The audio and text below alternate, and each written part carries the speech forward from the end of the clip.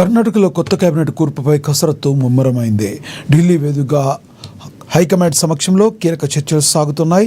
CM Siddaramaiah, deputy CM DK Shivakumar senior నేత కేజీ జార్జ్ హస్తంలోనే మోహరించారు.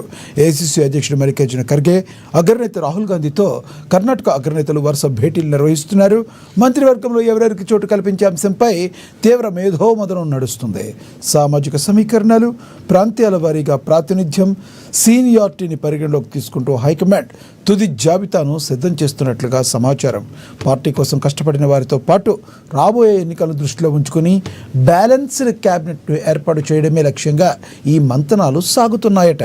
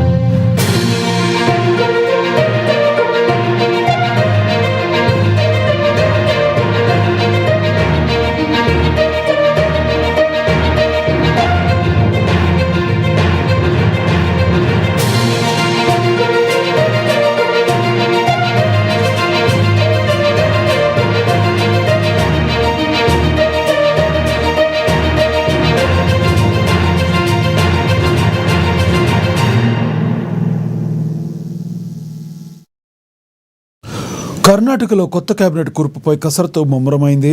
ఢిల్లీ వేదికగా హైకమాండ్ సమక్షంలో కీలక చర్చలు సాగుతున్నాయి. CM Siddaramaiah, deputy CM DK Shivakumar senior నేత కేజే జార్జ్ హస్తంలోనే మోహరించారు. ఏఐసీసీ అధ్యక్షుడు మల్లికార్జున ఖర్గే, అగ్రనేత రాహుల్ గాంధీలతో కర్ణాటక అగ్రనేతలు వరుస భేటీలు నిర్వహిస్తున్నారు. మంత్రివర్గంలో ఎవరెవరికి చోటు కల్పించాలనే అంశంపై తీవ్ర మేధోమథనం నడుస్తుంది. సామాజిక సమీకరణాలు, ప్రాంతాల వారీగా ప్రాతినిధ్యం, సీనియారిటీని పరిగణలోకి తీసుకుంటూ హైకమాండ్ తుది జాబితాను సిద్ధం చేస్తున్నట్లుగా సమాచారం.